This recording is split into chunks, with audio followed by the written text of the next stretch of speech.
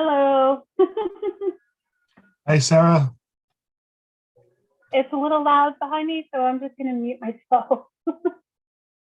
Oh,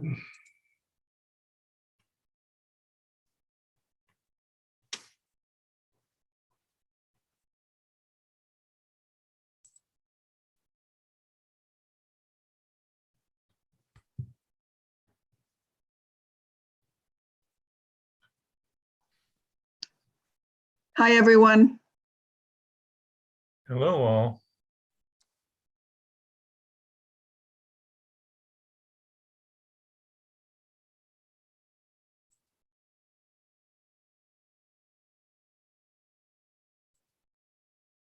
Oh, hi, Terry. Hello.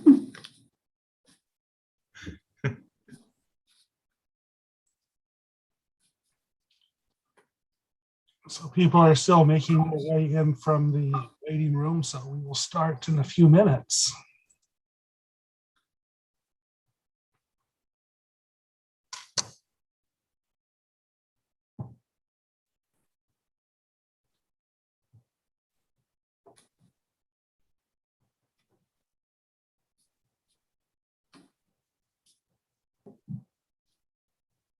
Is it okay if I ask you a quick question? Nope, we don't do questions here. Sorry. Yes, Sarah, ask a question. Are we going to be talking about Rosh Hashanah today? Oh, sorry. We're going to do what? Are we going to be talking about Rosh Hashanah today? Or that's Rosh Hashanah's next week, or the next class. Oh, okay. Tonight is Shabbat. Tonight is not Shabbat. Tonight we discuss Shabbat. Okay. Thank you.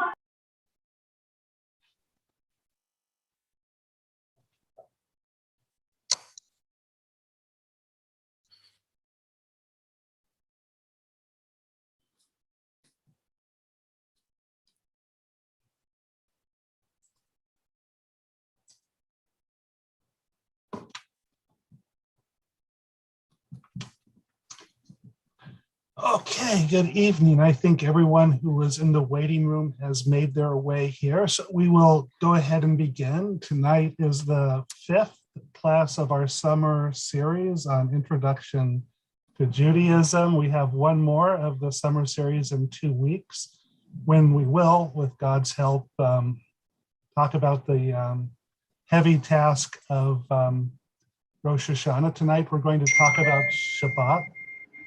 And my mom is here. Hi, Mom.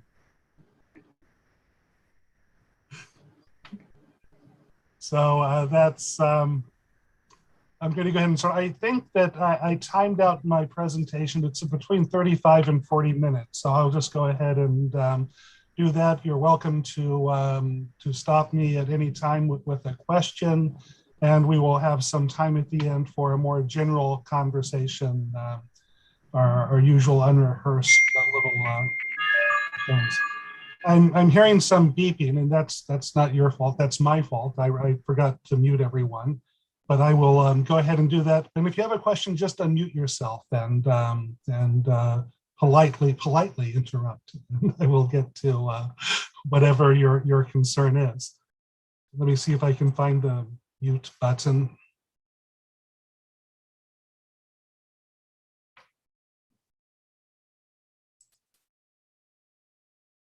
There we go. So the Shabbat is when you talk about the cornerstones of the observant Jewish life, you're talking basically about the distinctive customs. You're talking basically about Shabbat and kashrut. In the next term, we will cover everything that we need to know about kashrut. But because Shabbat is in itself such an important part of being Jewish, it gets its own segment on this series, as you know, unlike last time when we flew through all of those holidays with the scary holiday list, et cetera, et cetera. Shabbat gets its own little section for discussion. We'll, at this point, engage the I will attempt to engage this share screen.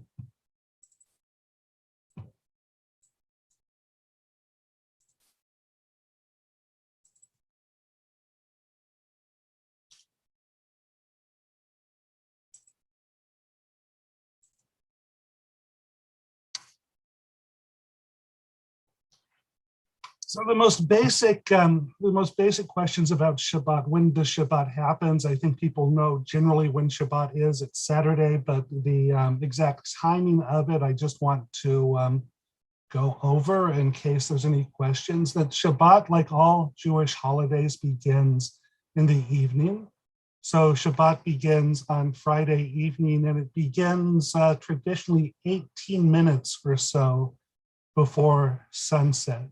The rules of Shabbat actually come into effect with the setting of the sun, but because we don't like to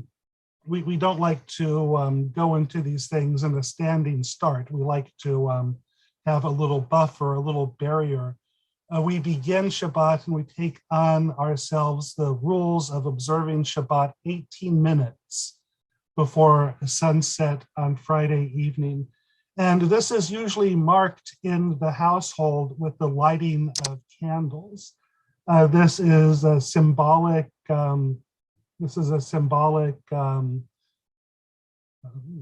practice. The real requirement that the sages have for us on Shabbat is that we don't sit in the dark. That there was a controversy between different sects of Judaism in the period shortly after the rabbinic period. There were Jews that felt that the prohibitions of Shabbat were so strong that we were required to extinguish all of our lights prior to the setting of the sun and actually sit in the dark on Friday evening. Now, those people are still around. There's not a lot of them. They live mostly in Asia Minor, but those people are called the Karaites. And it was the struggle with the Karaites that in many ways defined Judaism as it emerges into the Middle Ages.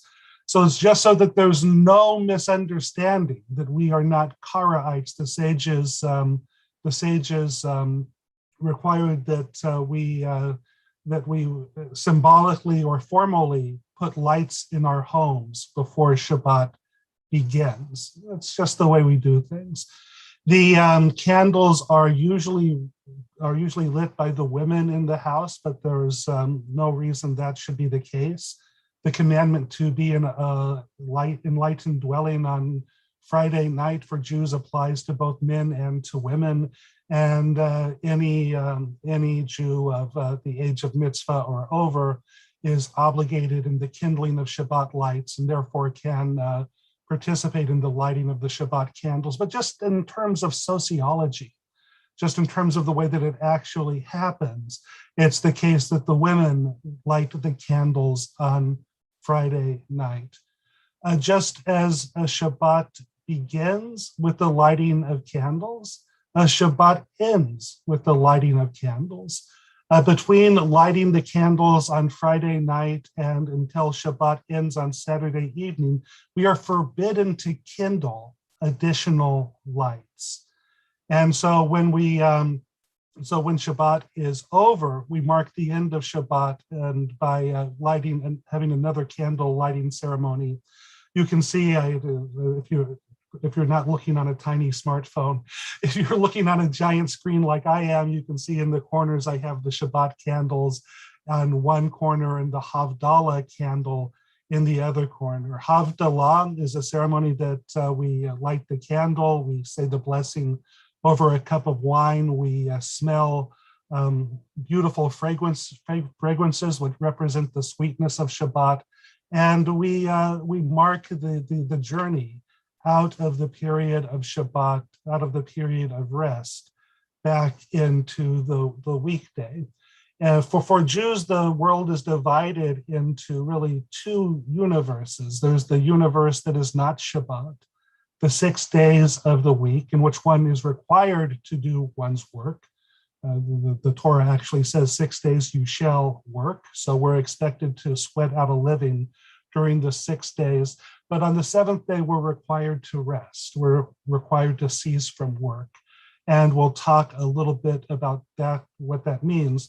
But it's really a different world that we are in Shabbat, and we mark that world with ceremonies, the candle lighting ceremony on Friday night to enter the world of Shabbat, and the Havdalah ceremony on Saturday evening when 3 stars appear to mark the end of Shabbat.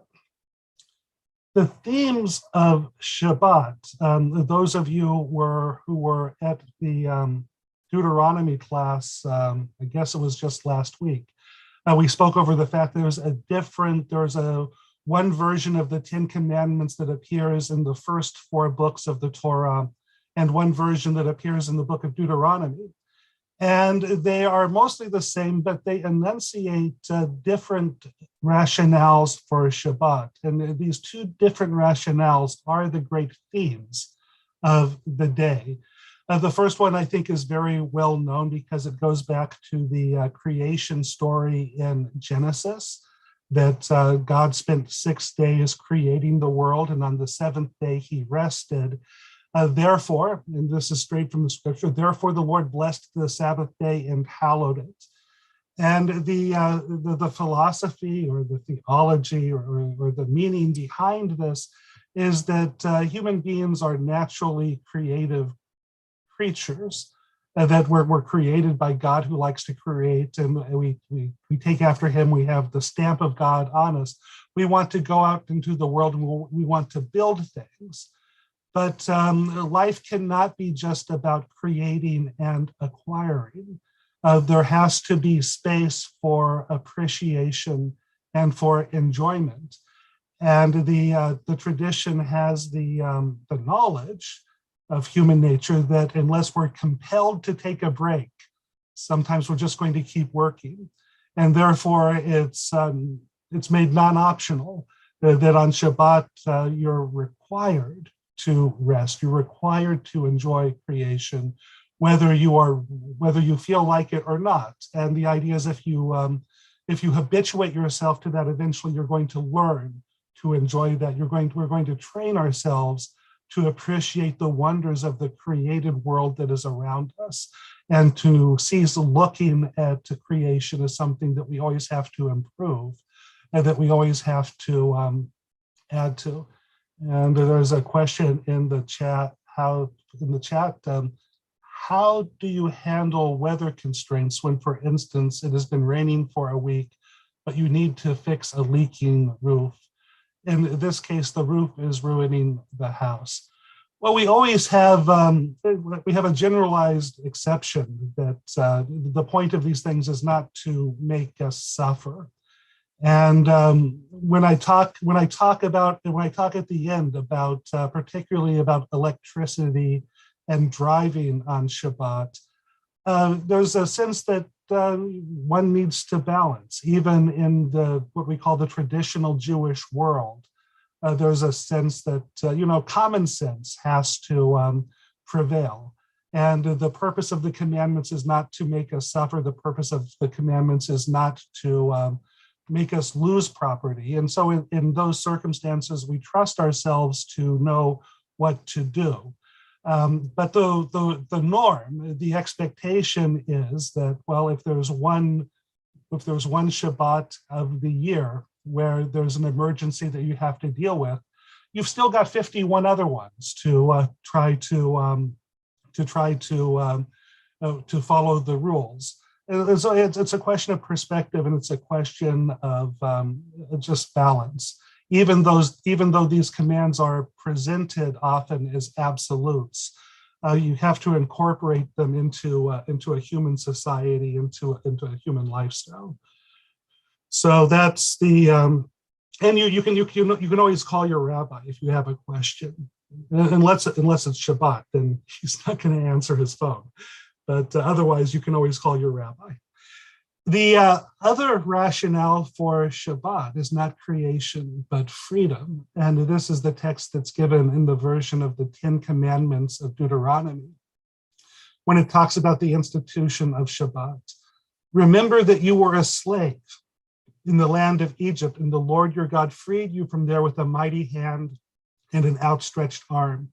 Therefore, the Lord your God has commanded you to observe the Sabbath day. That freedom is a gift. Freedom is not something that we usually earn. It's something that it's a luxury that we have, and we should appreciate it. And we should make sure that others enjoy that gift as well. Which is why on Shabbat you're not allowed to have other people do your work for you. That it isn't a situation where I can continue the work that I want to do and enjoy my freedom on Shabbat while other people do what I would need to do otherwise. That the commandment is to observe Shabbat in a way that enables others to observe freedom, and that we enjoy, so that they can enjoy it as well. This issue comes up in synagogue life, where in many American synagogues, there's the practice sometimes of having non-Jews do the things on Shabbat that Jews cannot do, in order that the synagogue should be able to function. And this is a tremendously controversial thing, both morally but also as a matter of halakha, that non-Jews were not created so that Jews could observe Shabbat, that are the responsibility for observing Shabbat, for ordering things so that we can observe it in the way that we want to. That's our responsibility. And we're not entitled to enable our observance of Shabbat by placing, by putting other people in the position to do the work that we would not be able to do. Shabbat has, so that's the those are the general themes. In terms of the requirements of observance, Shabbat has what we call positive and negative commandments. Positive commandments are positive things that you have to do, and it's like paying your taxes is a positive command. You're required to do that. That's an action you're required to take. Not driving 30 miles faster than the posted speed limit is a negative command. It's something that it's a thing that you're forbidden from doing. Shabbat has both the positive and the negative commandments, and I'll talk about the positive ones first, because I think that these are the ones that are often elided when people talk about the day. People are very interested in the negative ones. Oh, what can we do? What are the chains that Shabbat puts upon us? And Shabbat does put some substantial restrictions on us. But at the heart of it is, Shabbat is not a day of punishment. Shabbat is a day of celebration. The celebration is enabled to some degree by observing the negative commandments. But if we only observed the negative commandments, we would not be observing Shabbat. In order to truly observe Shabbat, you have to do the positive commandments as well. And the positive commandments of Shabbat are to honor and to celebrate. We honor Shabbat by the way that we present ourselves and by the way we order our homes. That it's customary to get the house into respectable shape before Shabbat begins. And we present ourselves in our clothing, we bathe, and we put on our nicer clothes. The idea is that Shabbat is an honored guest in our lives.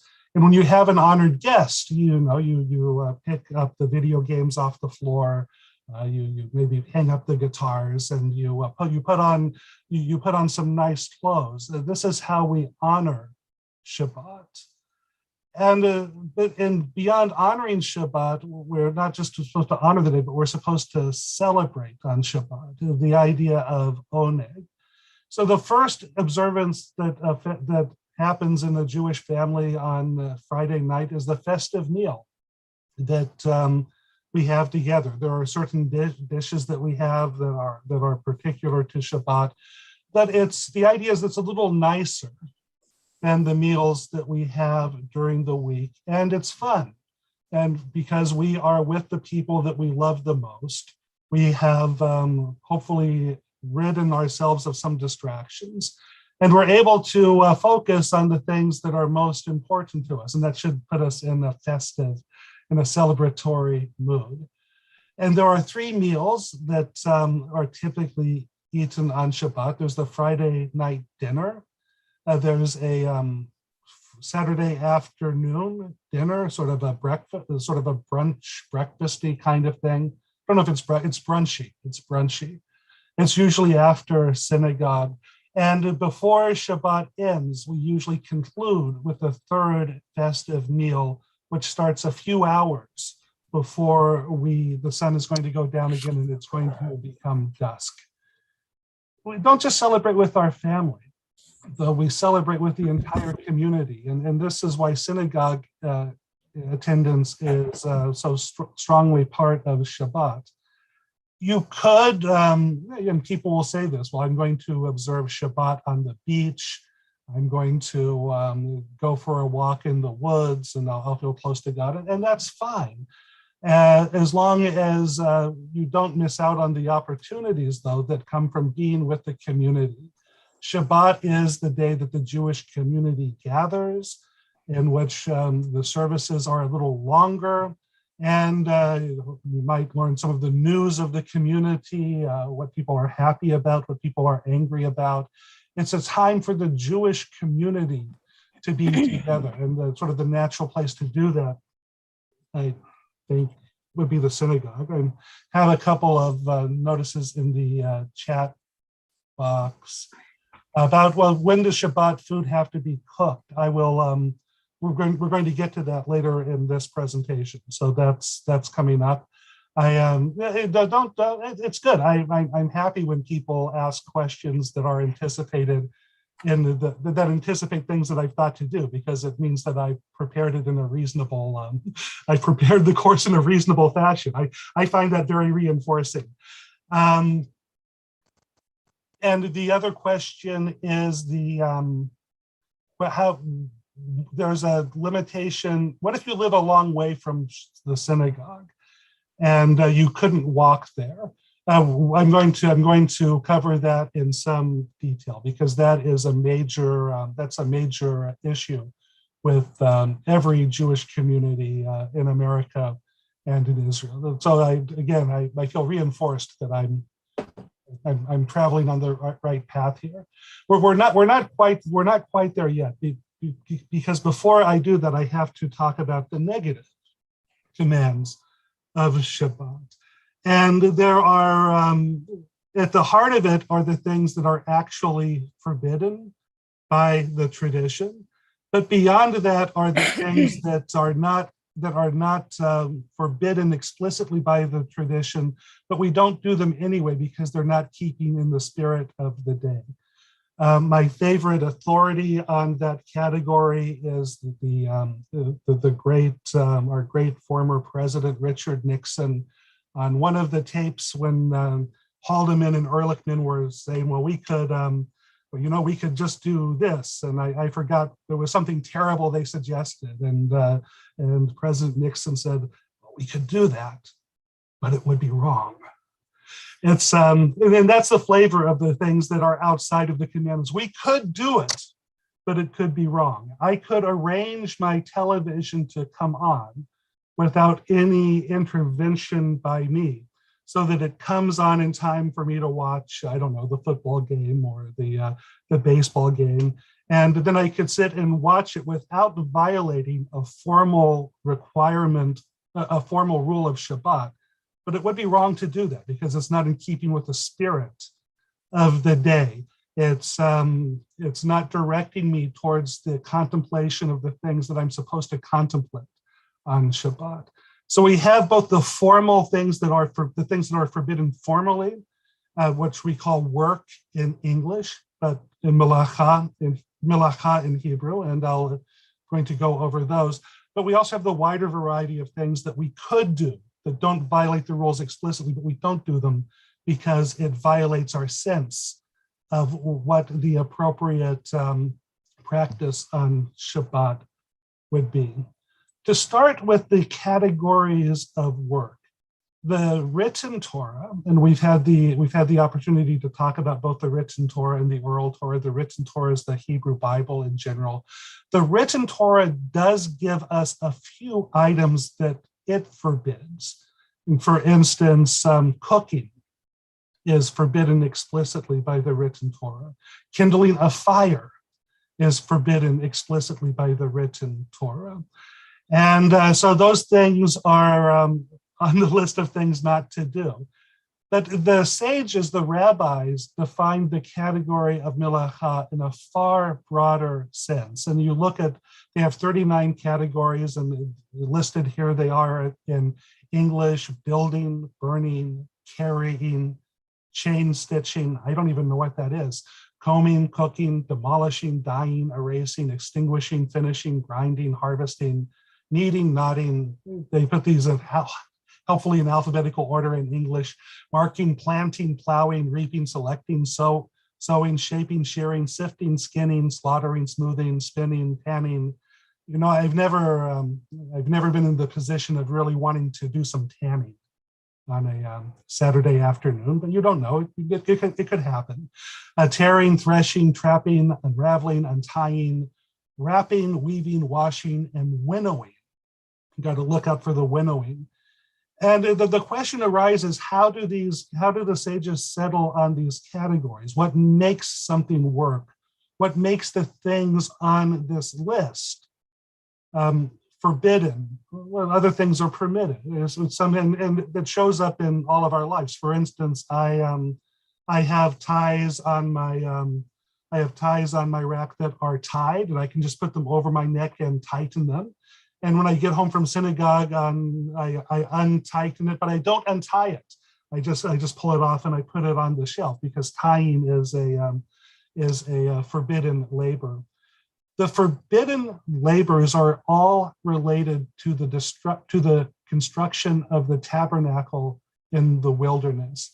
The first 4 books of the Torah, probably 40 or 50, 60% of them are about the construction of this tabernacle in the wilderness. And this was the most important thing that they were working on. But they didn't do any of it on Shabbat, even though the tabernacle was something that God had commanded them to do explicitly. They withheld from doing the work on it on Shabbat because Shabbat was a time of rest. Therefore, any labor that would be required to construct the Mishkan, the tabernacle, is considered to be labor and is forbidden on Shabbat. That's why tearing is considered to be work.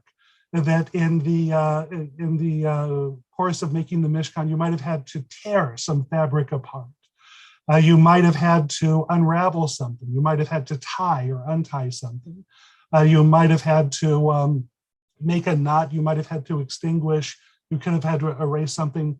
All of these things come down to I think most of them do anyway. I'd have to figure out what chain stitching is. But they come down to things that could have been done on the tabernacle. And because they could have been done to make the tabernacle, those are considered to be work for the purposes of Shabbat. And they are therefore forbidden for Jews to do as a matter of the law of Shabbat according to the oral Torah. How do we learn all of these things? Where do we read about them? I mean, throughout history, the way that this has really been taught is by imitation.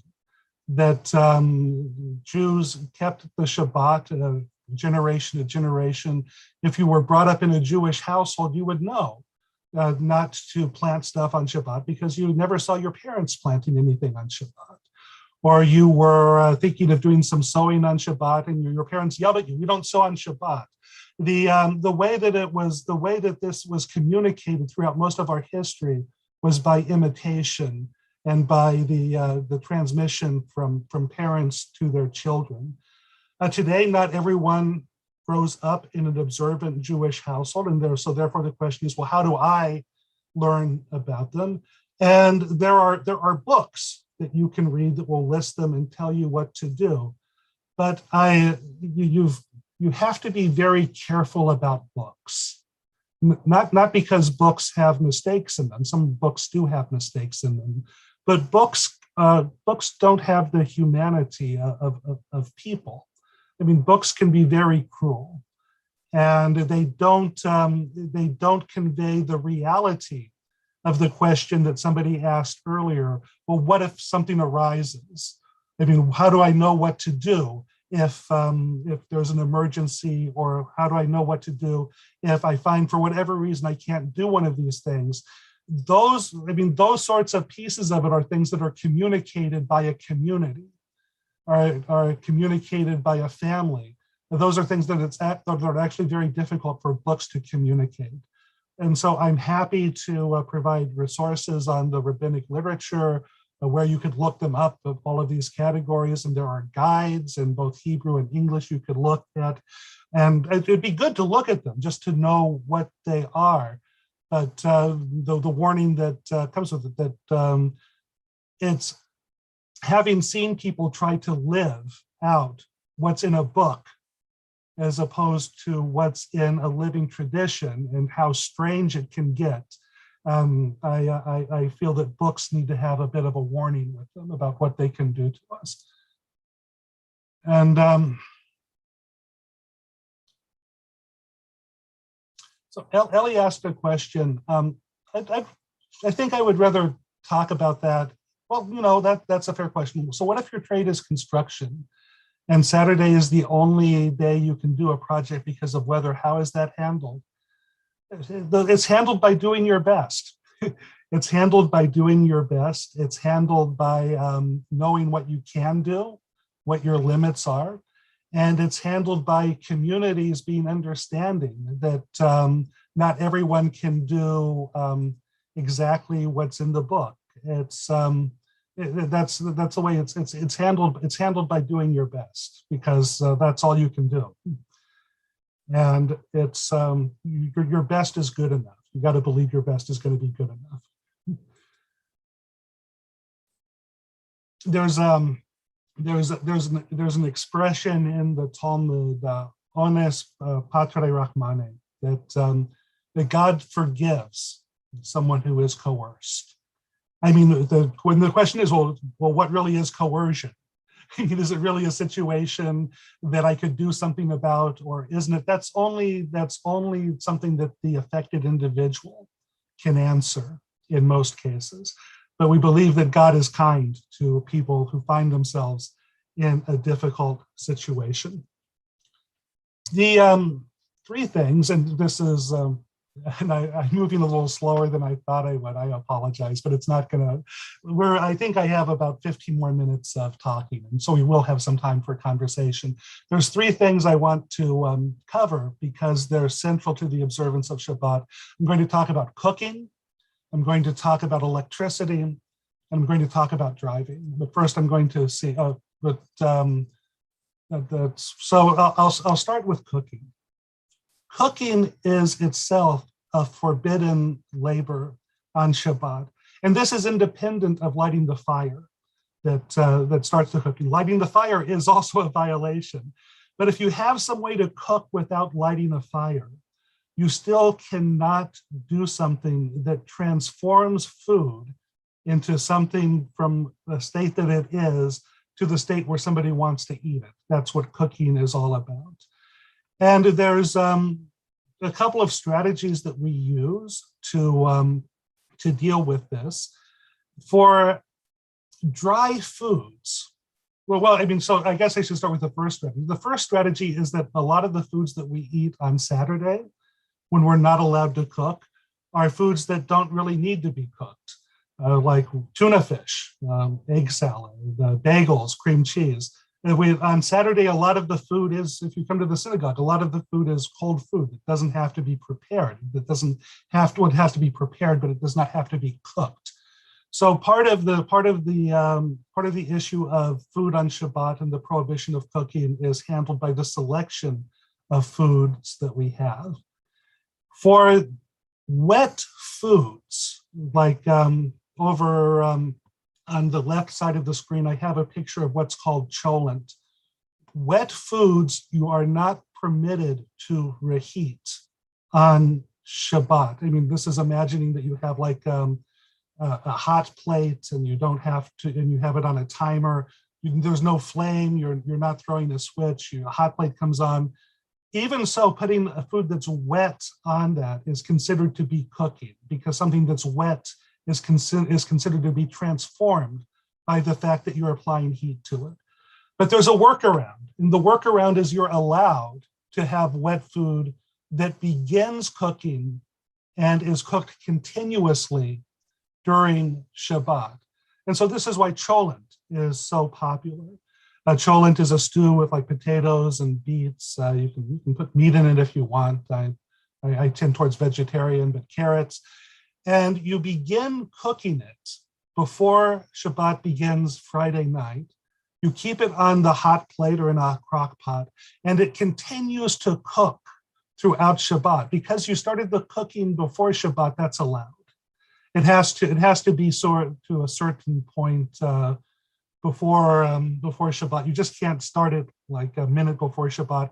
It has to be going for an hour or so before Shabbat. So it's it has to basically be edible before Shabbat begins. But if it's edible before Shabbat begins and you continue to cook it throughout Shabbat, you can consume it on Shabbat. And this is why cholent is such a popular dish among Jews. So in addition to the cold foods that we'll have on Saturday afternoon, we often have a little crock pot full of stew that's been cooking for a day, making the house smell wonderful. And we'll serve that for lunch on Saturday. So that's one workaround to the problem of cooking. The other workaround is that dry foods can, like if you have some chicken that you've prepared ahead of time, potatoes, foods that are, they're not completely dry, but they're not the soup. They're not like lasagna. Foods like those you can reheat. So you can take your schnitzel out of the refrigerator on the Saturday afternoon, put it on your hot plate that has the timer on it, and it gets warmed up, and you can eat it. And so those are the practices that permit us to have really good festive meals on Shabbat, even though cooking itself is prohibited throughout the day. Between doing foods that don't require cooking, having wet foods that begin cooking before Shabbat and cook during Shabbat, and warming up dry foods on a not over a flame but over a hot plate. These are the real strategies that Jews use to have the delicious food that we require to get through 25 hours of hanging out with us. So there's another. Is it safe to keep a hot plate on overnight? I would not keep the hot plate on overnight. We use a timer in our house. That's to say that we don't cook our cholent on a hot plate. We cook our cholent in a crock pot, which seems a little safer than that. Our hot plate is not on overnight. Our hot plate comes on. We usually eat lunch at the shul, so our hot plate usually comes on Saturday around 4 o'clock as we're getting ready for the final meal to start to put food on to that. Since cooking is a little complicated, are there other questions about cooking while we're here?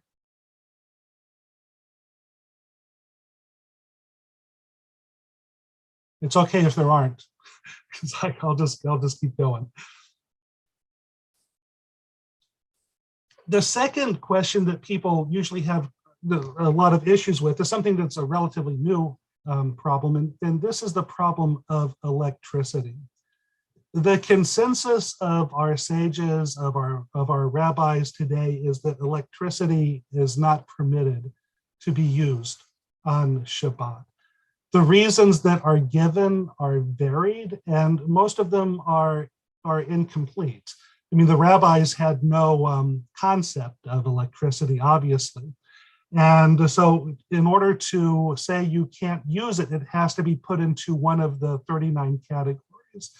And some sages put it into the category of building, because electricity runs on a circuit, you close the circuit to do it. And the idea is that when you close the circuit, you are building something, you're creating something that wasn't there, and therefore it's forbidden. And the other major objection to it is that it could be fire. Both of those objections have some problems, but the way that I look at it is that electricity is more like the things that you don't use because they're antithetical to the purposes of the day than it is like the 39 forbidden labors. That's my opinion. I think most, if all of the world rabbis had a vote about this, I'd be in the minority. But it's simply the way that I look at it, that the sages had the wisdom to know that if electricity were permitted, Shabbat would fall apart pretty rapidly. And I think that there's some evidence in our society that that's the case. My personal practice is I do turn on the lights and I turn off the lights. I think it's better than wasting the energy. And I don't hold that it's not my opinion that electricity itself is one of the 39 forbidden labors, but I do not use it for appliances. I don't use it for the television. The only switches I throw are usually light switches, so I don't have to stumble around in the dark, and I don't have to put timers on everything. Back when I was religious, I think I had timers on everything. But you grow up and you just decide there are different things you're going to focus on. So electricity is, you should be aware that in most observant circles, electricity is considered to be a prohibition of a pretty serious nature, that there are many communities where throwing a light switch on Shabbat would be looked really askance at. But there are other places where it's considered acceptable to use electricity for really more minor purposes, for things that don't endanger the sanctity of the day. Getting a lot of good questions today. So so if I use electricity for things I need, like lights and AC in the dead of summer or heat in the mid of winter, would this be okay? I can't tell you that it would be okay because I don't speak for the entire Jewish community. I can tell you that that's kind of what I do, that I do use it for lights, and I don't think we adjust the air conditioner on Shabbat, but our air conditioner is going. And like for all of these things, it isn't particularly when you're taking on the observance, it's not a race to get into the observant box. It's a process of taking on things that enhance the sanctity of the day. And I certainly think refraining from using electrical appliances, it increases the sanctity of the day. Using light bulbs, it hasn't necessarily ruined the sanctity of the day for me yet. But I do understand that I do understand my colleagues who would argue that I'm playing on a slippery slope, as it were.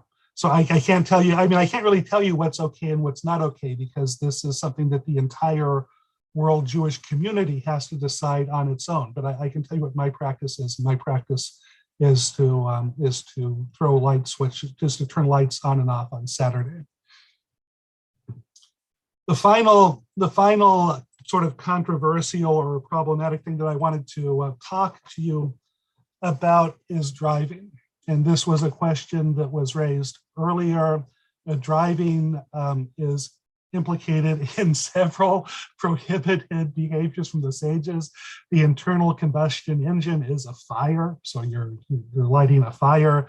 You're often using the car to go further than what would be permitted to you would be permitted to go. There's this thing called the Takum Shabbat, the Shabbat boundary, the permissible distance you can go, even if you are walking, and that's about 2 kilometers, and it's a circle. It's a circle that you're in the middle of. It's about with a Here's where the cognitive decline starts to bite. With a radius of 2 kilometers, with a radius of 2 kilometers. And so driving violates a lot of objective prohibitions on Shabbat.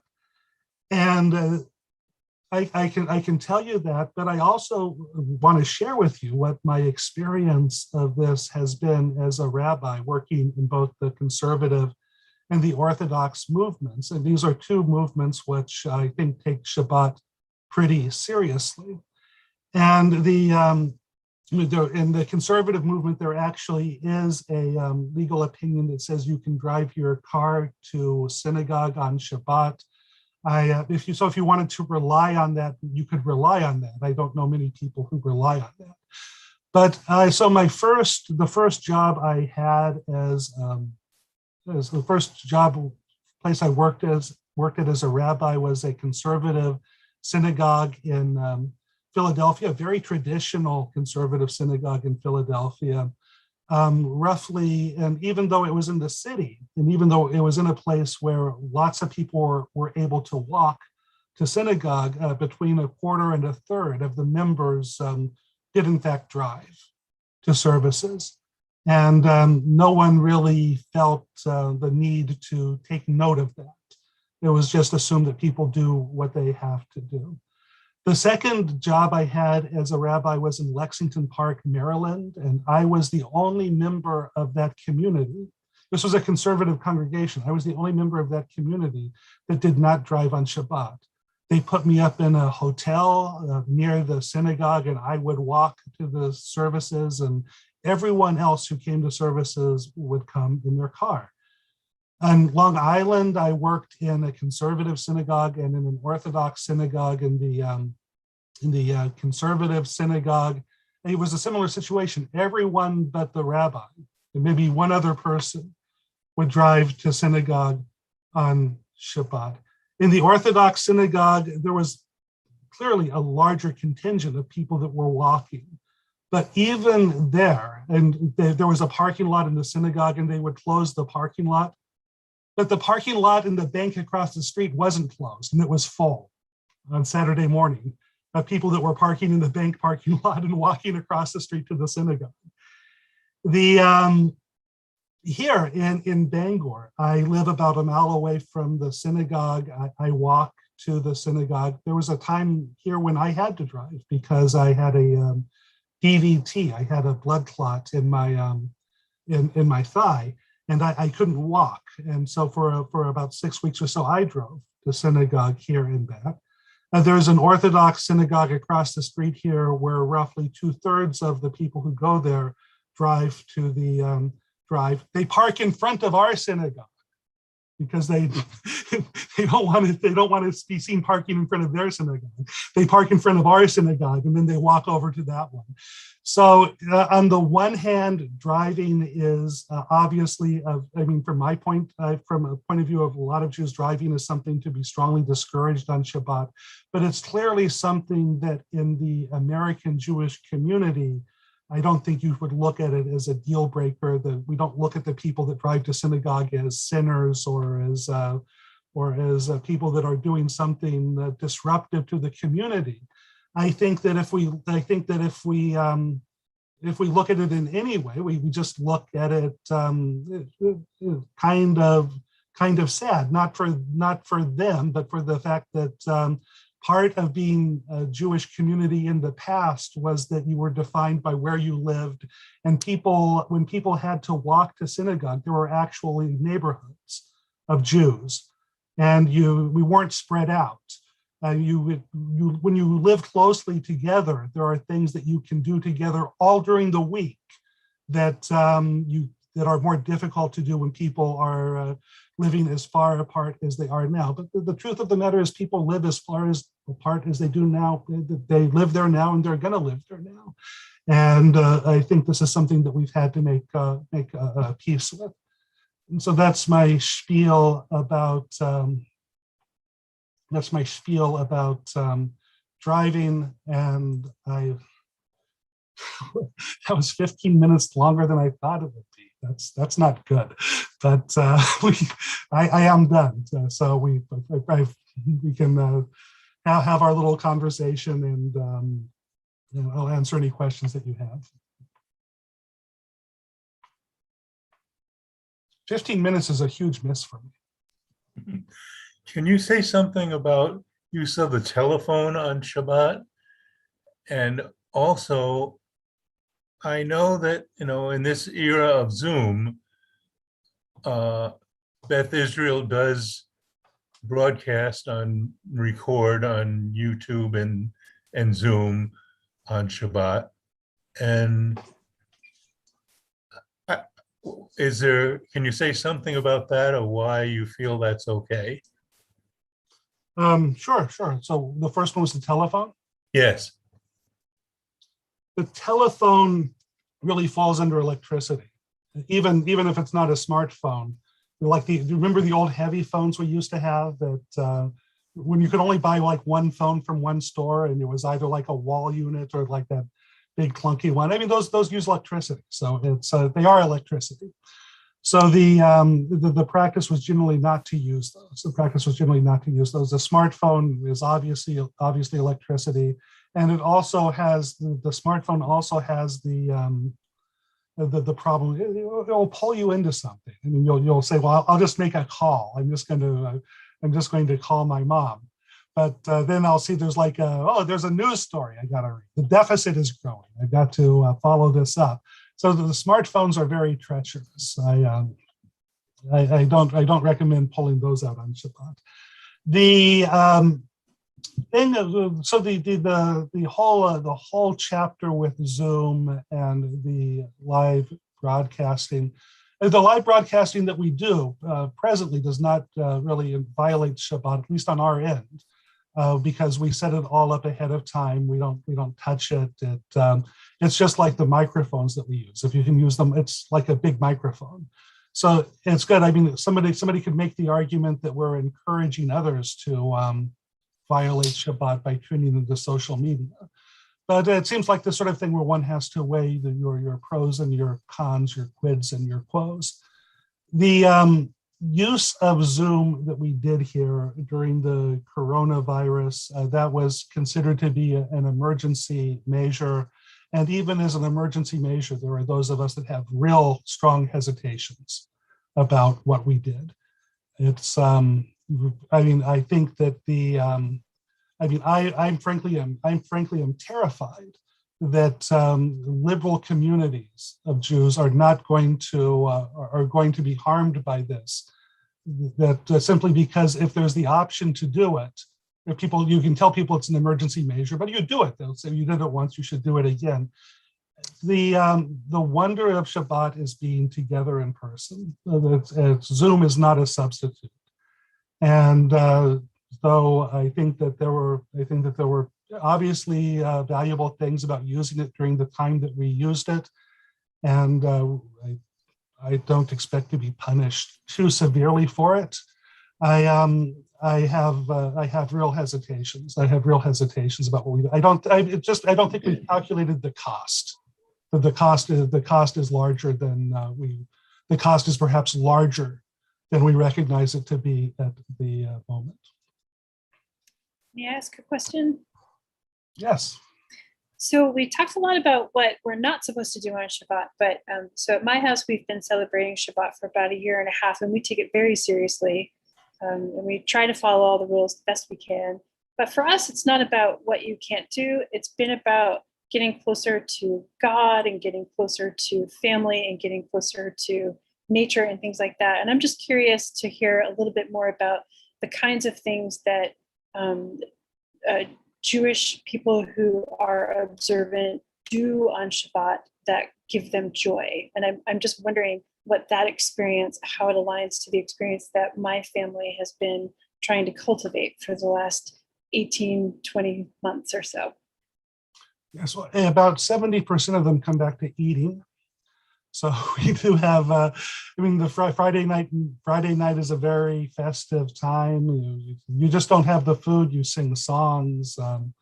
I think that the liturgical pieces of Jewish meals that we'll learn about when we study the liturgy, that will be eye-opening, and that will provide ways to transform and enhance Shabbat observance. But just a typical day, and this is not a typical Shabbat for a rabbi, but a normal observant Jew. Light your candles, maybe walk to synagogue, go to services, come back, you have your dinner, you clean up, you get ready for bed. There's by then it's 10 o'clock. You're up in the morning, you get dressed, you walk to synagogue. Synagogue on Saturday morning is a longer service. It's more joyous. There's more singing. We have our meal together with all of the things that go with that. And now if it's a winter day in Maine and you get home from synagogue at 1, you have like 20 minutes left of Shabbat to navigate through. So you don't have to worry about filling that time up. It's going to go very, very fast. So what do we do like these long afternoons that we have when Shabbat is ending at like 8:30 or so? That part of it is go take a nap. We go for a walk around the neighborhood. We'll see friends, and gather again for dinner. I mean, are there times on a long Shabbat afternoon and evening when you can't wait for the sun to set so you can turn on the TV? Yeah. We go outside a lot. We spend a lot of time in the woods. That's not unknown. We're human beings. We do our best to fill it up with all the things we're supposed to fill it up with. But yeah, do we get impatient to go back? Yeah, that happens. I think that's normal. Rabbi, is reading considered work? And in particular, studying Torah, is that considered work, or is that a positive thing to do on Shabbat? No, Shabbat's a great time to study Torah. Shabbat's a great time to study Torah.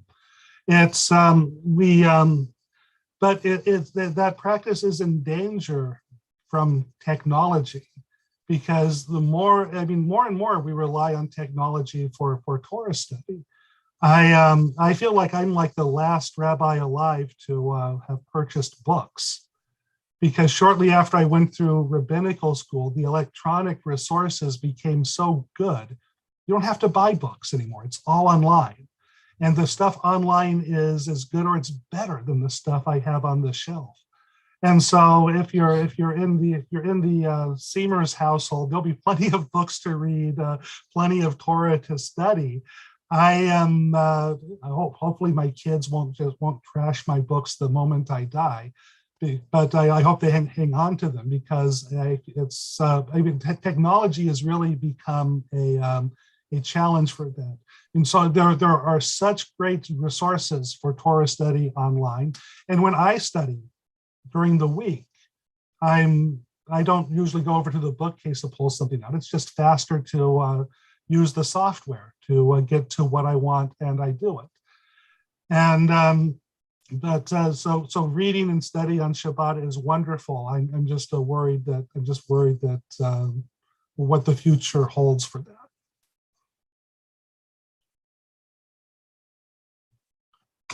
There's some comments here. Only work fits Ayn Rand. Yeah, Ayn Rand. Yes, there's people. Lots of people read for enjoyment on Shabbat. It's not Torah study. If you enjoy reading Ayn Rand, if it brings you pleasure, you have permission to read her strange works on our holy day. Michael's shaking his head.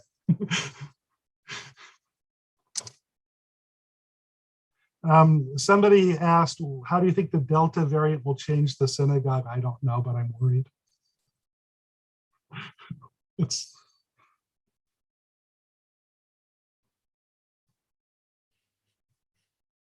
So it's 9 o'clock. I'll stay on for just another minute or so to see if there's more comments. The next class is in 2 weeks from tonight, and we will talk about the fabled High Holy Days.